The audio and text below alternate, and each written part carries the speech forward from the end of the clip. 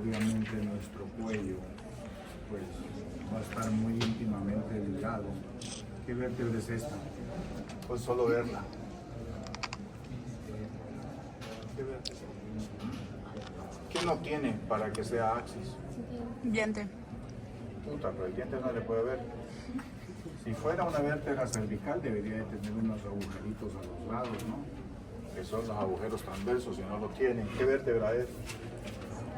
Además mire el cuerpo. Torácica. ¿Qué vértebra es? Torácica. Es una vértebra torácica. Entonces, nuestro cuello, pues, va a ser más o menos de una forma cilíndrica, ¿no? Paré de tomar bien. Y el hecho de tener una forma cilíndrica le permite que conecte al tórax con el cráneo, pero es movible. Y el hecho de ser movible le permite pues que esas estructuras no se rompan o no se dañen, que eso sería lo ideal en el peor de los casos. Entonces, este cuello va a tener un revestimiento, ¿no? Y ese revestimiento que tiene nuestro cuello es una fascia que se va a llamar fascia cervical superficial. Esa fascia cervical superficial tapiza o envuelve nuestro cuello, ¿no? Y como su palabra lo dice, es superficial.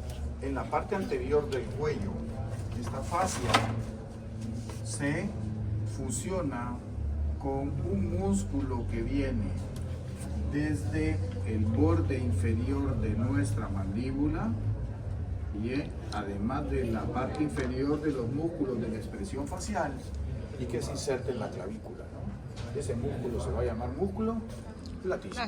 También se llama cutáneo del cuello, que es ese músculo que está ahí. Entonces, la fase superficial, que nunca la mostré por dentro, pero bueno. Entonces, esta fase superficial se tiende a confundir con ese músculo que es el músculo platisma. ¿Qué hace el músculo platisma? Lo que causa es tensión del cuello. Ténselo. Tensa el músculo platisma. Tensa el bucal, mentoniana, bucal, cigomática y temporal, que son las ramas del nervio facial. Pues la rama cervical del facial le va a dar inervación al músculo platisma, del lado derecho y del lado izquierdo. Cuando hay parálisis del nervio facial, el músculo platisma está tensado, ¿no? No tiene este montón de tornillos que se le forman a uno aquí por la edad. De ahí es que empezaron la gente estética a usar Botox para poder generar una parálisis facial, porque eso es lo que genera. Entonces ese músculo platisma va a estar más profundo a eso. Vamos a tener nosotros otra fascia que se llama fascia cervical profunda, ¿no? Y esta fascia cervical profunda, como su palabra lo dice, pues viene aquí, ¿no? Y hace esto,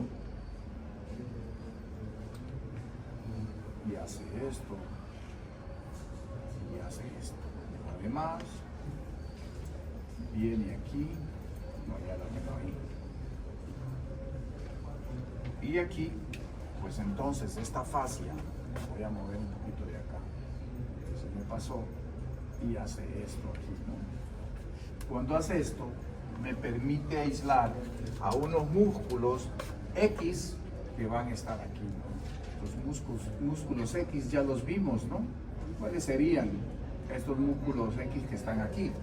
Pues los de la región cervical, ¿no? Suboccipitales, el esplenio, el semiespinal y los erectores de la espina, ¿no? Y entonces esta fascia cervical profunda está separando a esos músculos de la región posterior del cuello de la región anterior del cuello.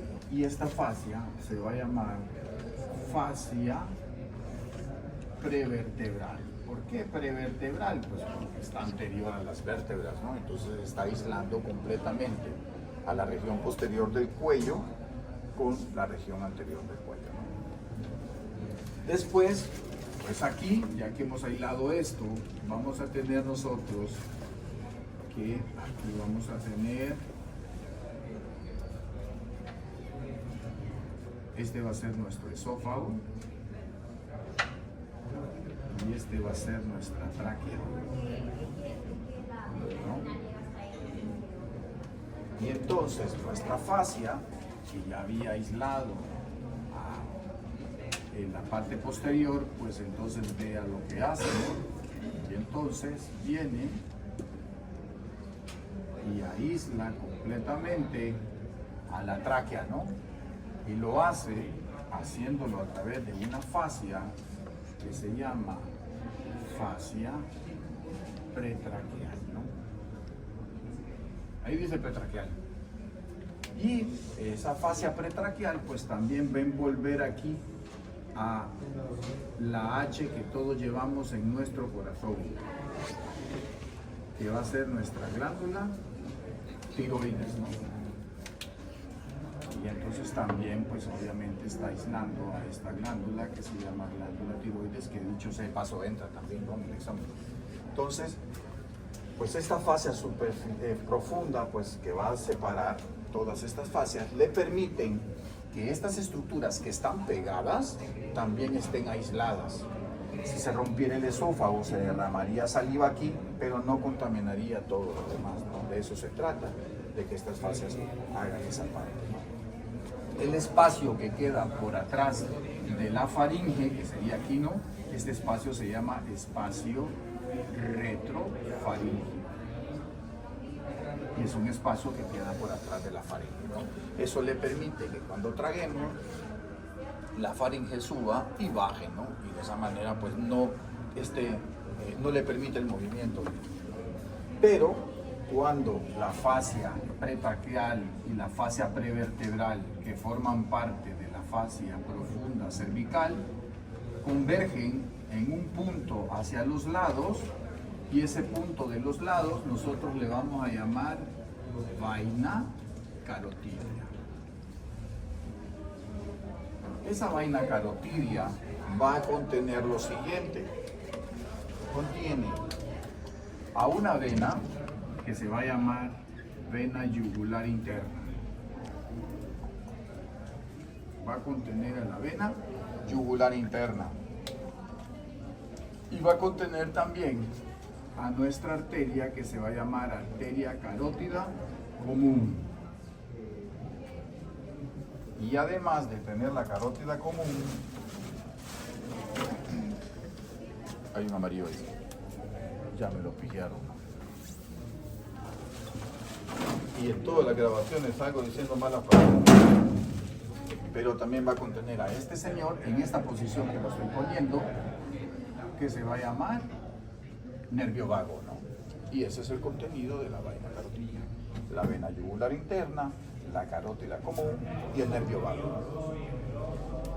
Dependiendo de la literatura que leamos, hay gente que dice que tiene contenido profundo, ¿no? Nosotros nos vamos a quedar con esto, ¿no? Que son las tres cosas que están contenidas ahí. Y esto pues generará todo lo que tiene que ver con en nuestro cuello. ¿Dudas hasta ahorita? Qué fantástico, ¿no? Y entonces, vamos a decir nosotros que en nuestro cuello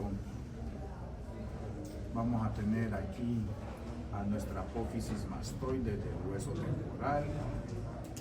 Aquí está nuestro oído. Y aquí está nuestra apófisis estiloides, ¿no? Y aquí pues vendría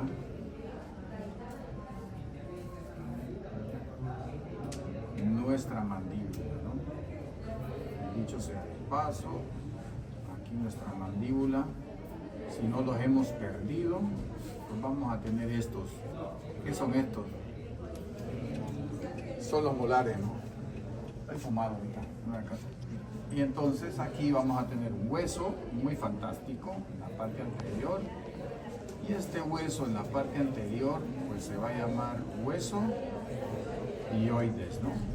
Este hueso hioides pues es igual del lado izquierdo, igual del lado derecho, ¿no? Y este es el hueso hioides. Listo. Estamos bien hasta allí, ¿no? Fantástico. Acá abajo nosotros vamos a tener en nuestra línea media nuestro hueso del esternón, ¿no? Que dicha sea de paso, pues el esternón no entra en este parcial, ¿no? Y aquí vamos a tener a nuestro hueso denominado clavícula, ¿no? Y ahí tengo mi cara. Y entonces, nosotros vamos a decir que vamos a trazar una línea imaginaria que venga desde la mandíbula hasta el esternón. Y es esta, ¿no? Nuestra línea imaginaria. Y inferiormente nosotros vamos a tener a nuestro hueso denominado clavícula, ¿no? Y por atrás nosotros vamos a tener un músculo. Este músculo se va a llamar trapecio. Y con el borde inferior de la mandíbula, la línea media imaginaria, la clavícula por abajo y el trapecio por detrás, me delimitan completamente al cilindro del cuello en un cuadrilátero, ¿no? Que sería toda esta parte. Digo porque estoy de un solo lado, ¿no? Entonces este cuadrilátero del cuello tiene como límite superior el borde inferior de la mandíbula, la línea media imaginaria, la clavícula por abajo y el trapecio por detrás, ¿no? Y ya tengo delimitado completamente mi cuello. Bien, pues entonces nosotros vamos a tener... ¿Ya habíamos visto esto? No. Ah, bueno. Nosotros fantásticamente aquí vamos a tener un músculo. Y este músculo tiene una porción clavicular y va a tener una porción esternal. Y este músculo se llama el esternocleidomastoideo. Se origina en el esternón y en el tercio interno de la clavícula y se inserta en la apófisis mastoide del hueso temporal. Este músculo recibe doble inervación. Recibe inervación del 11º par craneal o nervio espinal accesorio y las ramas propioceptivas de C2 y de C3.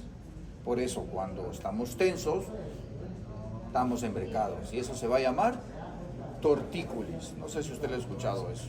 Y entonces cuando uno anda así, le agarran el cuello y le hacen así los compañeros, ¿no? Eso no se debe de hacer porque puedo desgarrar ese músculo y un desgarro de ese músculo es terrible. ¿Qué tiene que hacer? ¿No le ha dado tortícolis nunca? Sí. Creí que le cuello. No. Es que no es que le va a dar vuelta así, hija. Con esa uñotota, mire, ¿ve? Entonces, esto lo sentimos gracias a unas ramas que se llaman ramas cutáneas del plexo cervical. Por ejemplo, si alguien le puya por atrás de la oreja o le jala el cabello, yo voy a sentir gracias a ese nervio. Entonces esas ramas cutáneas del plexo cervical, seguro que no habíamos visto esto. ¿Para qué lo hemos visto?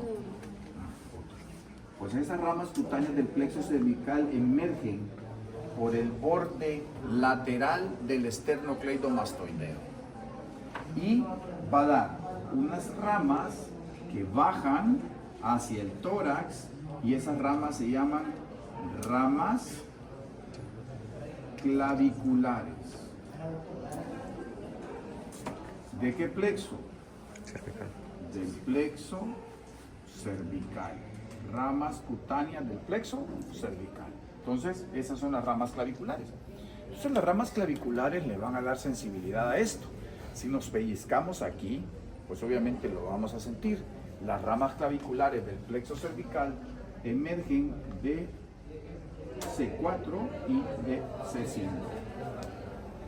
Y entonces, esto tiene una explicación muy importante. Dicho sea de paso, nosotros vamos a tener por aquí otro músculo que está bajando aquí, que se va a insertar en la primera costilla y que sirve para poder dividir a la arteria subclavia en porciones. ¿Se recuerda de ese músculo? Sí, ¿Cómo se llama? escaleno. Es el escaleno anterior. Y encima del escaleno anterior va a descender un nervio. ¿Cómo se llama el nervio? Se llama nervio frénico. ¿Y de dónde nace el nervio frénico? Nace de las ramas cervicales de C3, C4 y C5. Y entonces, este no es el C3, C4. No este perdón. No, sí está bien. Entonces, si usted ve, este nervio frénico inerva el pericardio en el hombre y en la mujer. Y también va a inervar diafragma.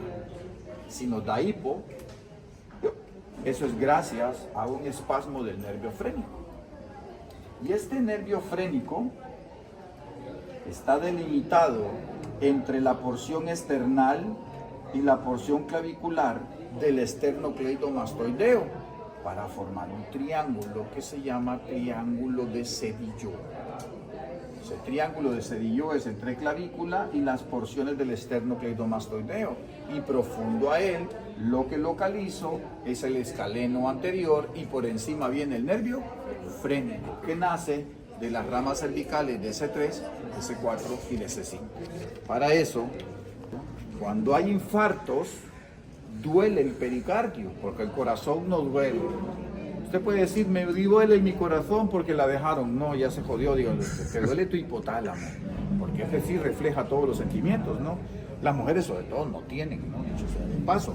Pero nosotros que sí tenemos, pues obviamente cuando nos infartamos, el dolor se irradia a hombro izquierdo, pero también se puede irradiar a hombro derecho. La explicación anatómica de eso es que el nervio frénico comparte con las ramas cutáneas claviculares del plexo cervical la formación de los dos, y entonces por eso se irradia a hombro izquierdo. ¿Por qué a hombro izquierdo? Porque el corazón está centro lateralizado a la izquierda. Lo más común es que se vaya aquí, pero también se puede ir acá, ¿no? Entonces esa es la explicación anatómica de eso, ¿no? Eso es muy importante que lo tome en cuenta. Dolor en brazo, persona añosa, hipertensa, eso es un infarto, mientras no se le demuestre lo contrario. Puede ser que sea un espasmo aquí del plexo cervical, no me importa, pero usted salvó su responsabilidad, ¿no? Porque la mayoría de gente dice que me duele el brazo, Ibuprodol, si Ibuprodol está en la tele, se lo recetan, ¿no? Pero ¿por qué le duele? Ah, pues tiene la edad del doctor, 60 años, es hipertenso, es hipercolesterolémico, lo más probable es que sea un infarto, ¿no? Hasta que yo no demuestre lo contrario. Igual, dolor en epigastrio, urente, quemante, añoso, hipertenso, cardiópata, ese es un infarto. Y la gente que sabe qué hacen los centros de salud, le da Malox. ¿Saben qué es Malox, no? Es hidróxido de aluminio, que es para la gastritis, porque dicen que es una gastritis. Ah, no, le vamos a dar esomeprazol de 40 miligramos, un bloqueador de bomba, ¿no? Y es un infarto, ¿no? ¿Qué hay que hacer en ese caso? Un electro y medir las citoquinas, ¿no? Eso es lo que vamos a medir, para ver si no es que se está infartando la persona, ¿no? Ya tuvimos un caso hace un montón de tiempo, fue al centro de salud, dolor en epigastrio, le dieron Malox. Malox es el nombre comercial de Finlay, ¿no? Y en el taxi se murió, saliendo del centro de salud, infartado, ¿no? Y era un infarto, ahí se miraba muy bonito el infarto. Entonces, el problema nuestro, y creo que no es un problema nuestro, sino que es un problema de gobierno, ¿no? Porque recuerde que la universidad forma a los médicos de acuerdo a las necesidades del país. Entonces ellos dicen, no, yo quiero médicos que solo curen, ¿no? Entonces nosotros la idea es que me duele el epigastrio, esomeprazol, me duele el brazo, ibuprodol, somos apagafuegos, ¿no? Pero ¿por qué me duele? Eso es lo que hay que estudiar, ¿no? Por ejemplo, el señor fue al hospital 4 veces por una cefalea, acetaminofén. En la última vez que fue, al psiquiatra, porque él se estaba inventando el dolor. ¿Qué hubiera hecho? Yo llego 4 veces, usted está en la emergencia, puta, ya lo es la 4ª vez, no, tome acetaminofén, no me manda para el psiquiatra. ¿Usted qué hubiera hecho? Eso es más profundo porque es recurrente, entonces. ¿Qué hubiera hecho? ¿Ah? Un TAC cerebral. Fantástico, un TAC cerebral hubiera hecho, una tomografía axial computarizada o una resonancia magnética. No lo hicieron.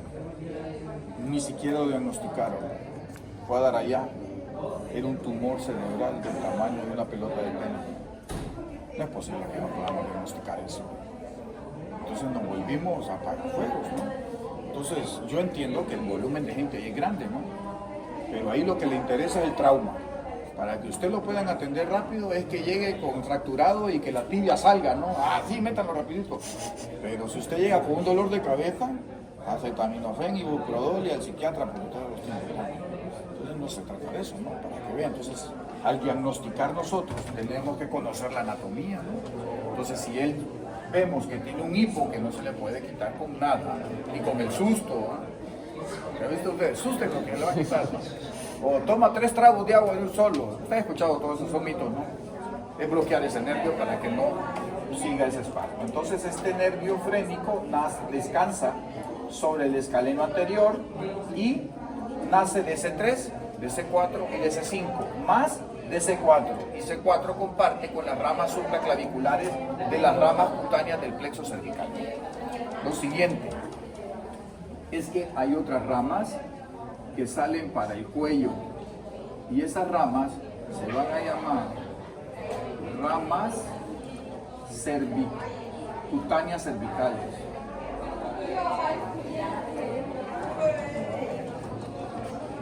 Ramas cutáneas cervicales vienen para la parte anterior del cuello, ¿no? Se unen con su homólogo del otro lado y le dan sensibilidad al cuello en la parte anterior. Después salen hacia la parte posterior del oído, o sea, atrás, y ese se va a llamar nervio, ramas cutáneas del auricular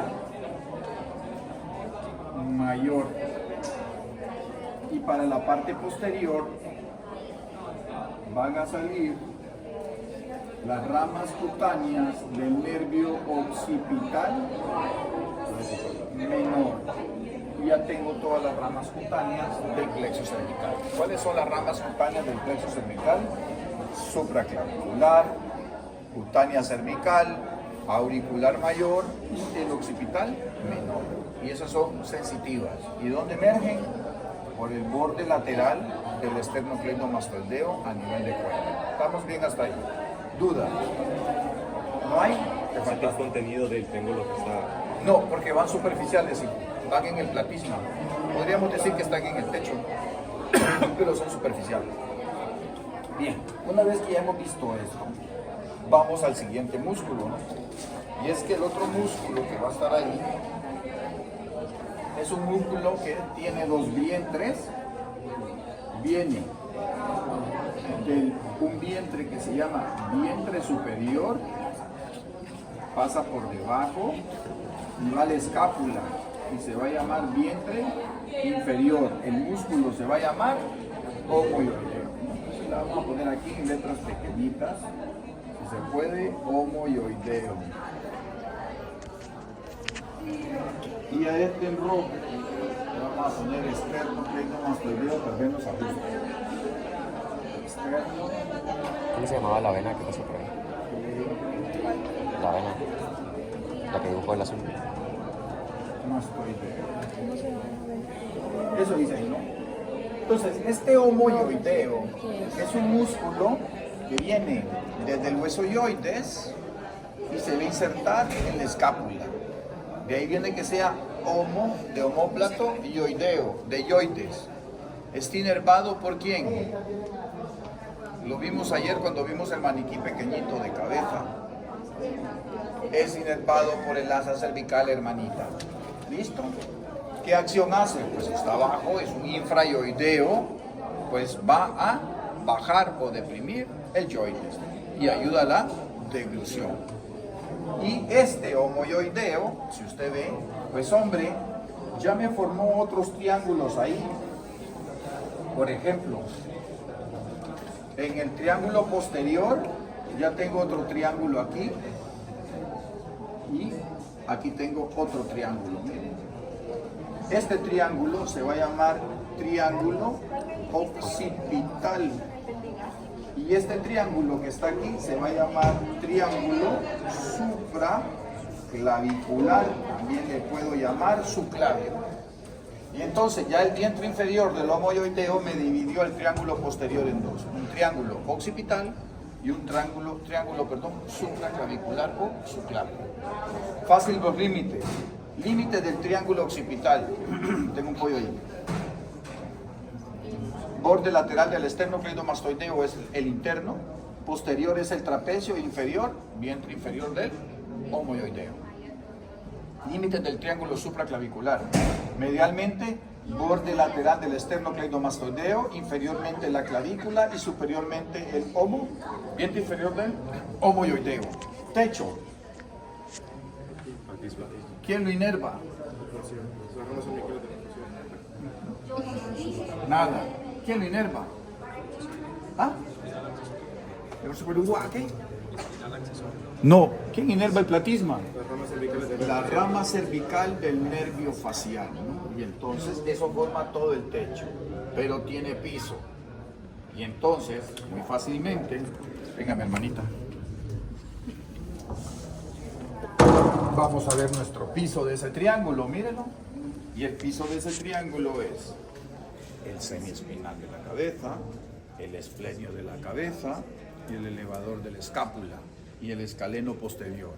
Eso forman el piso de mi triángulo occipital. Y el piso del triángulo supraclavicular o subclavio va a ser el escaleno posterior, el escaleno medio y el escaleno anterior, que ya lo tengo ahí, ¿no? Esos van a formar el piso de esos triángulos. ¿Dudas hasta ahorita? Qué bueno que no hay. Ya que ya tengo piso y tengo... Ya que tengo piso ahí, vamos a poner el rosadito, el color favorito de mi amigo Largo. Entonces, aquí que va vertical, decíamos nosotros que se iba a llamar semiespinal de la cabeza, y que va de manera oblicua, decíamos que era Oblicuo menor. el esplenio de la cabeza, y se va a llamar elevador de la escápula, ¿no? Los estoy poniendo separados para que los identifique. Y se va a llamar escaleno posterior, que pasa hasta abajo. Se va a llamar escaleno medio, que también pasa hasta el triángulo. Y que ya lo teníamos aquí, que se iba a llamar escaleno anterior. Y entonces esto ya están formando el piso, ¿no? Entonces, elevador de la escápula, escaleno posterior, escaleno medio y aquí el escaleno anterior, que lo hice muy allá, pero listo, estamos bien hasta ahí. Piso, ¿no? Completo. Pues, ¿techo cuál era? Y bueno, ahora vamos a lo más importante, es el contenido, ¿no?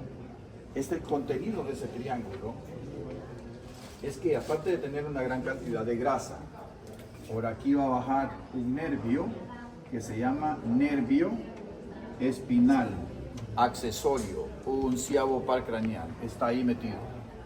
Y además va a estar metida una arteria que viene por aquí para la escápula, que se va a llamar arteria supraescapular, que ese es el contenido del triángulo posterior. El triángulo supraclavicular o subclavio contiene, que la tire por la banda, ¿no? Va a tirar a la vena subclavia, va a contener también a la arteria subclavia, va a contener también al plexo braquial, que va a bajar por aquí, al plexo braquial, y también va a contener a las digitaciones del serrato, porque viene por este lado de aquí, ¿no? Entonces tiene las digitaciones del serrato anterior o mayor. Y ese es el contenido del triángulo supraclavicular o subclavio. Y ya terminé la parte posterior, ¿no? ¿Dudas? Y después asciende para insertarse en la mandíbula para formar el vientre anterior del digástrico. Pues este digástrico me permite que se forme este triángulo y que se forme este triángulo. Este triángulo que está arriba se llama carotidio superior y que está aquí abajo se llama carotidio inferior o muscular. ¿Cuáles son los límites del carotidio superior? Pues va a tener el vientre inferior del vientre posterior del digástrico, el borde inferior, perdón, del vientre posterior del digástrico, hacia abajo el vientre superior del homoioideo y posteriormente al esternocleidomastoideo.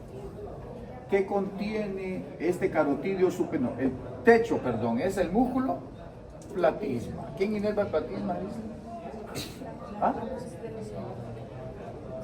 Espérenme, que ella sí sabe. ¿Quién inerva el platisma, hija?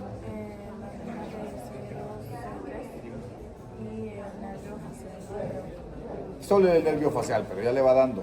Solo el nervio facial. Listo. Pues entonces tiene piso. El piso de este triángulo es el músculo hiogloso, el tiroideo y el constrictor medio de la faringe. Ese es el piso de este triángulo. Su contenido es la vena yugular interna, la carótida común y su división en externa y en interna, y el nervio vago. Ese es el contenido de este triángulo. Por eso se llama carotidio, porque ahí están las carótidas, ¿no? Ahora, este otro triángulo que se formó aquí, negro, este otro triángulo que se va a formar aquí, miren, ¿no? Este triángulo se va a llamar triángulo digástrico, porque está formado por el vientre posterior del digástrico, vientre anterior del digástrico y el borde inferior de la mandíbula. Entonces este triángulo, y este se llama carotidio superior, pues este se va a llamar digástrico. Este triángulo digástrico, que tiene sus límites superior, medial e inferior, pues tiene techo.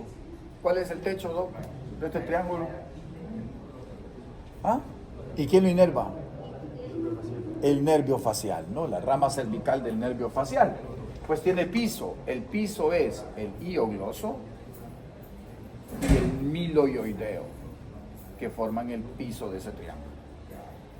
Contenido: va a contener una hermosa glándula. Nos vamos a pintar la glándula en negro. Va a contener una hermosa glándula.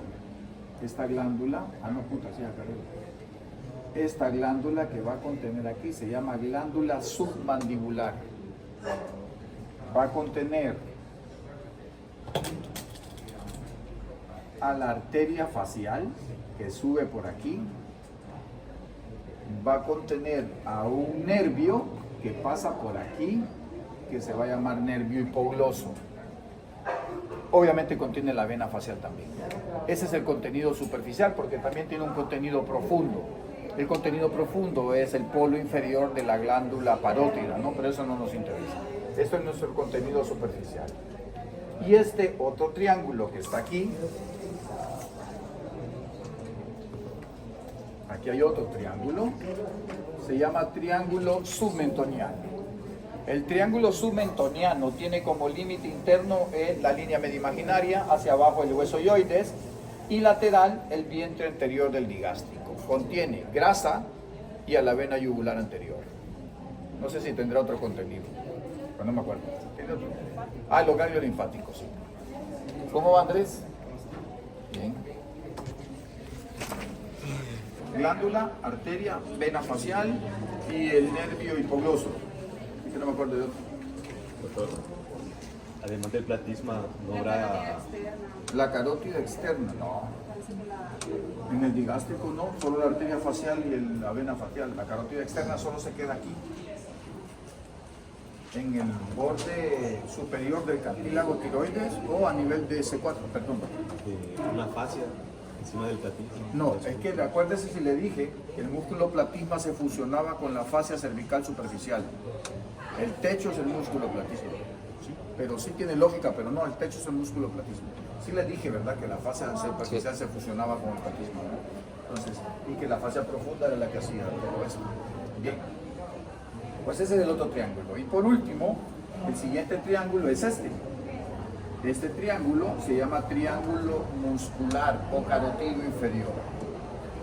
El techo va a ser platisma. Límite medial, línea imaginaria, medialmente. Superior, vientre superior del lomo ioideo. E inferior, el borde interno del esternocleidomastoideo. Lo que contiene son músculos, por eso se llama muscular.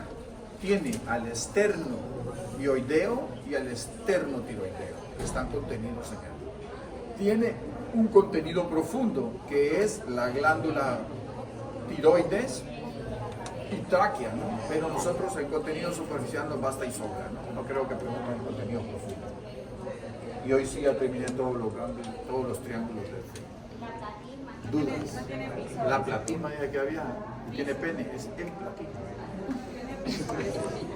No tiene piso, sí tiene techo, pero no tiene piso. El contenido son los músculos, pero eso se llama triángulo muscular, que es el esternoideo y el esternotiroideo. Y terminé mi triángulo. Preguntas. Que bueno, hay otros triángulos ahí que sí me gustaría que usted los revisara y que los trajera para mañana, como este que es el triángulo de Sevilló. Vamos a tener el triángulo de los escalenos también, que está entre el escaleno medio y el escaleno anterior. El triángulo de Pirogov, que contiene la arteria lingual, y esa es su importancia, ¿no? Y el otro es el triángulo de Parafeu, o Paradeufu, que es otro triángulo que sí me gustaría que lo revisaran, porque esos son los que le van a preguntar allá. Más las 8 zonas de Ramson.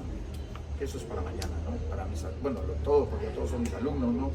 Las 8 zonas de Ramson son las que se manejan en cirugía allá, no estos triángulos.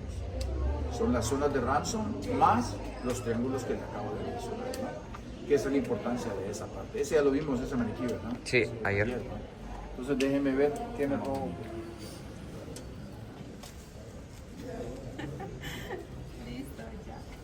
Y ya no lo vimos ayer. Arco anterior del Atlas. Arco posterior del Atlas. Diente del axis, cuerpo del axis. Articulación atlanto-axial. Discos intervertebrales, ¿no? Ligamento longitudinal posterior hasta aquí. Y después se va a llamar membrana tectórica. Ligamento. Ligamento.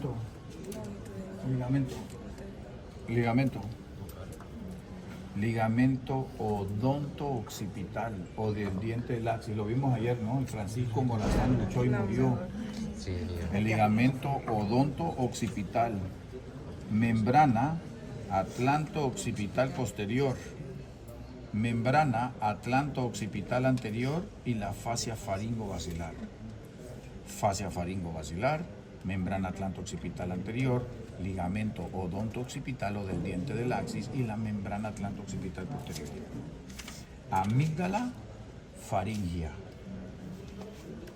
receso faringeo, plica salpingo-palatina, plica salpingo-faringea, que contiene un músculo que se llama salpingo-faringeo, rodete tubárico y la apertura de la trompa de Eustaquio.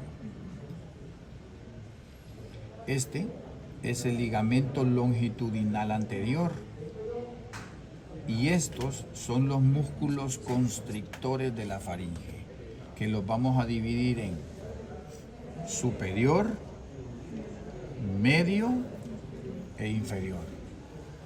3 constrictores de la faringe. ¿Cuáles son? Superior, medio e inferior. Y entonces vamos a decir que los constrictores son un constrictor superior. Y este constrictor superior está formado por 4 músculos.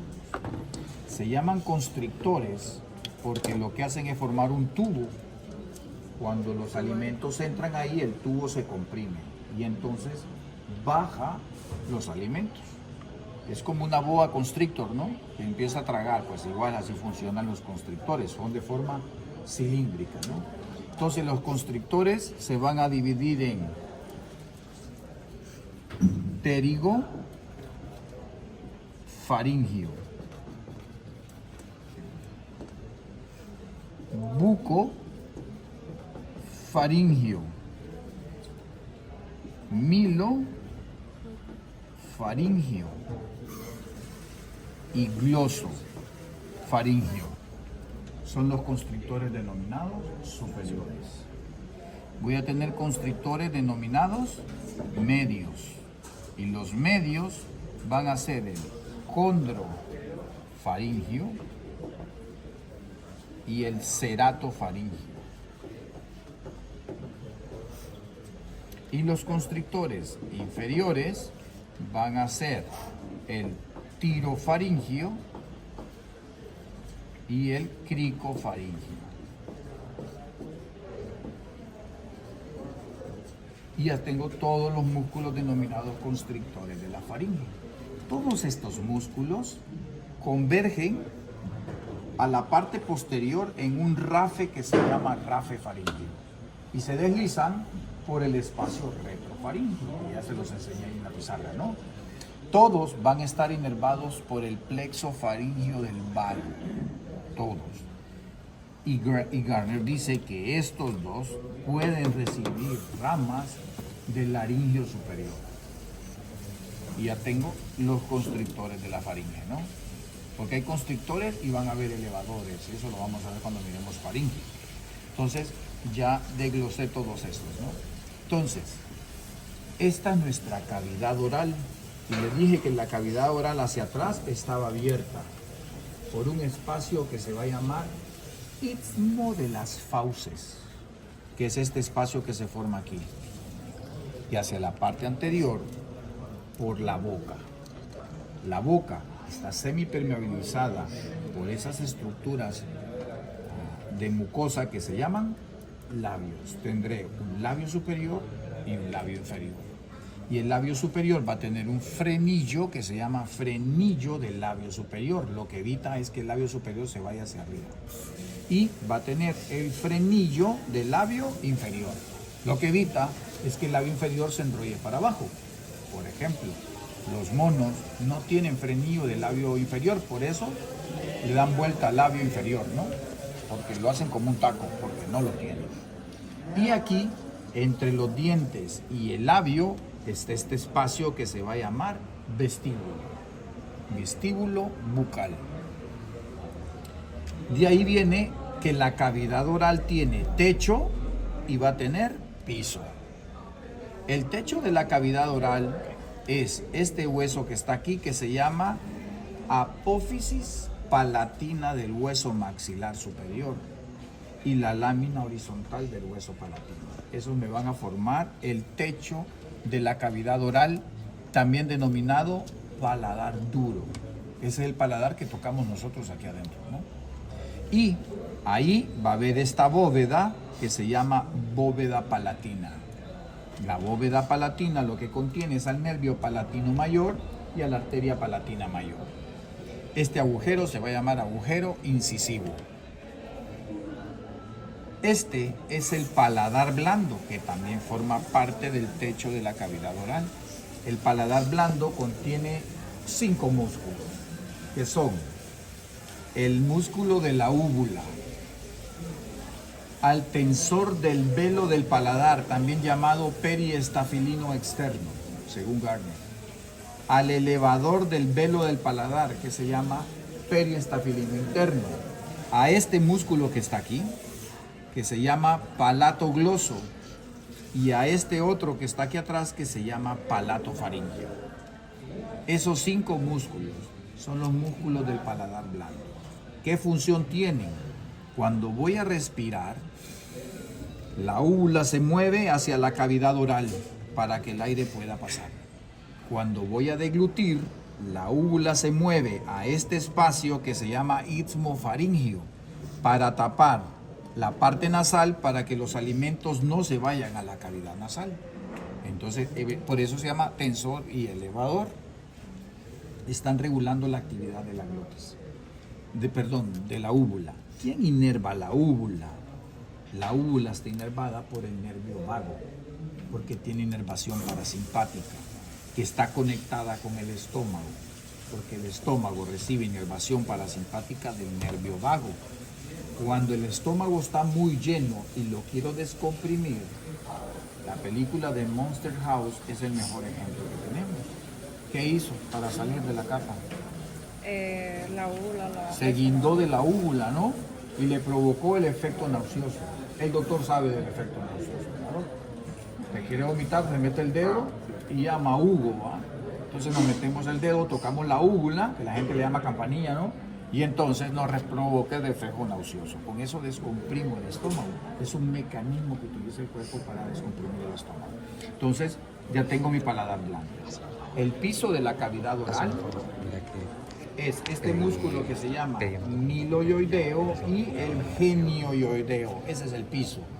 Y este músculo que está aquí se va a llamar geniogloso.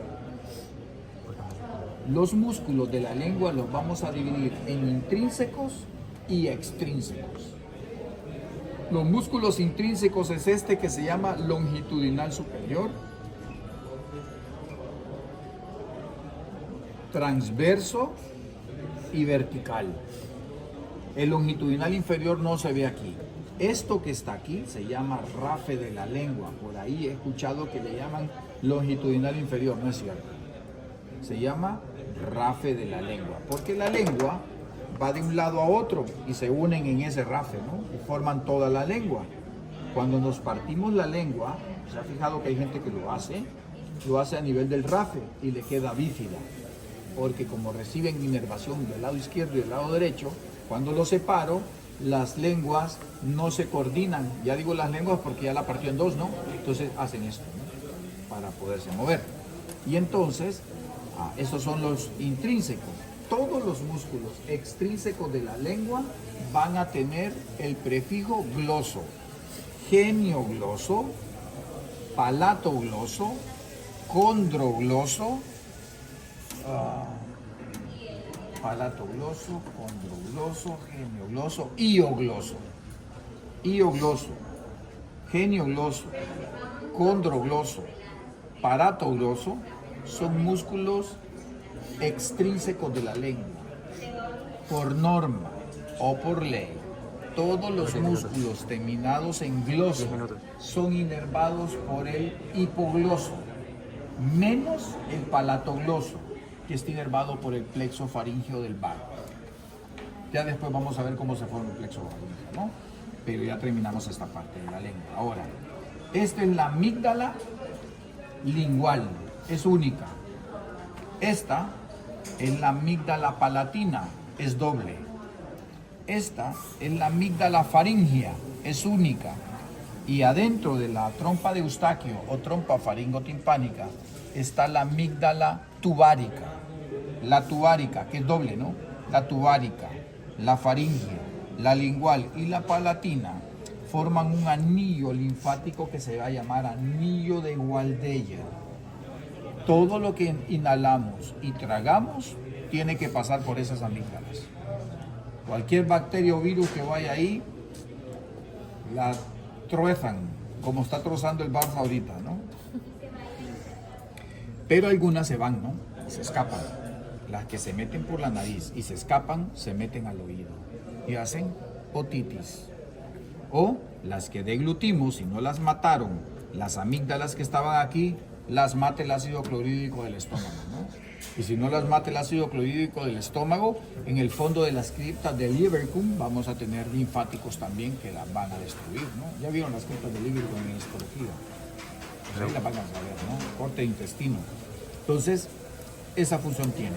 Ahora, este es el hueso yoides y este es el cartílago tiroides. El ligamento se va a llamar tiroioideo medio. Este es el músculo denominado tiroaritenoideo. Este es el músculo tiroaritenoideo. Este es el músculo cricoaritenoideo lateral. Y este que está aquí es el aritenoideo oblicuo y el aritenoideo transverso. Aritenoideo oblicuo y aritenoideo transverso. Puta, lo corta vena, pone ahí, ¿no? ¿Dudas hasta ahorita? Este es el cartílago cricoides. Solo a mi papá le escuchaba a Roland. ¿Dudas de esto? Ya terminé esto. ¿Dudas? Vamos a este. Tiene el músculo pterigoideo externo y el pterigoideo interno. Son músculos de la masticación. Hacen esto, miren. ¿Ha visto las vacas, no? Pues igual.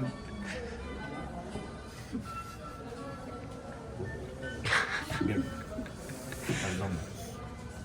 Este músculo es el esterno hioideo. Este, vientre superior del lomo hioideo y el esterno tiroideo. Glándula submandibular.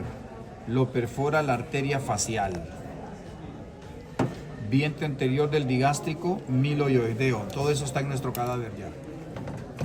Esta es la carótida común que se divide en externa y en interna. Vena yugular interna. Asa cervical también está en nuestro cadáver. Este nervio que está aquí es el nervio hipogloso, también está en nuestro cadáver. Este es el nervio espinal accesorio, ese no está. Vientre posterior del digástrico, estiloioideo. Esternocleidomastoideo, lo cortaron y le dieron vuelta, ¿no? Semiespinal de la cabeza y el esplenio de la cabeza. Esta arteria es la tiroidea superior que me da la laringe superior. Esta es la arteria lingual, que ya la corté ahí, y esta es la arteria facial. Occipital, no, perdón. Sí, este es el occipital, perdón. Este es la auricular posterior y aquí sigue siendo carótida externa. Por dentro, está bien chino, ¿no? Apófisis palatina del hueso maxilar superior y no tienen los chinos la lámina horizontal del hueso palatino, tampoco tienen agujero incisivo. Músculo de la úvula, constrictores de la faringe, músculo aritenoideo transverso, vestíbulo laringio, ventrículo laringio, cavidad infraglótica, cuerda vocal falsa y cuerda vocal verdadera, longitudinal superior, transverso vertical, geniogloso y el rafe de la lengua, miloioideo y genioioideo. Y ya terminé este. En la prominencia tiroidea, miren, y es esto que está aquí. Esta es la lámina tiroidea derecha, lámina tiroidea izquierda, astas o cuernos superiores del tiroides, astas o cuernos inferiores del tiroides, articulación cricotiroidea. Este músculo se llama esternotiroideo y el tiroideo. Hiogloso, ese es hiogloso, constrictor medio de la faringe, que son condro y ceratofaringio. Estiloioideo,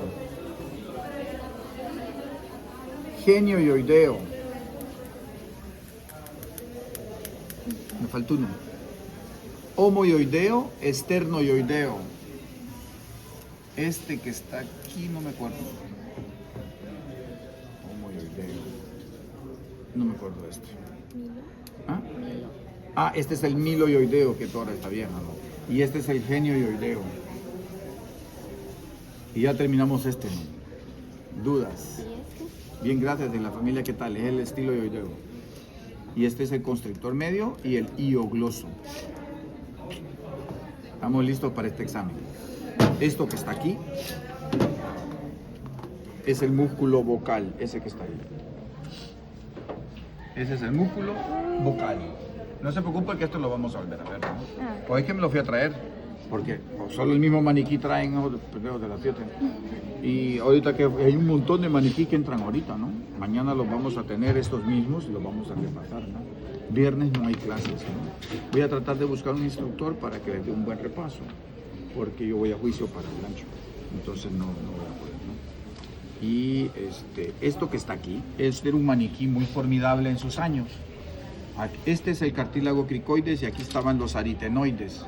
Entonces aquí había una correíta que usted lo alaba y los aritenoides se movían. Y entonces cada vez que hablamos, las cuerdas vocales falsas hacen esto, ¿no? Y esto que está viendo es el ventrículo laringio. Entonces cada vez que estamos hablando, nuestras cuerdas vocales están haciendo esto, la falsa sobre todo, ¿no? Están haciendo esto. Entonces cuando uno hacía eso, todo esto se movía, era fantástico este maniquí. Hace unos 20 años, ya no. Vamos a nuestro cadáver, no se alegre. Ven las fibras, ¿no? Ese es el músculo platisma, ¿no? O cutáneo del cuello. Véalo que llega hasta la clavícula, ¿no? Y este está inervado por Facial. el nervio facial a través de su rama cervical, ¿no? El nervio facial. Entonces, este es el techo de todos los triángulos, ¿no? Ahora me voy a pasar por allá, porque solo he disecado de ese lado, ¿no? De este lado sí ya está todo disecado, pero si ustedes se acuerdan, ayer lo teníamos bien bonito, mire ahora. Ya se lo acordó. A saber quién puta. Pero bueno, no importa.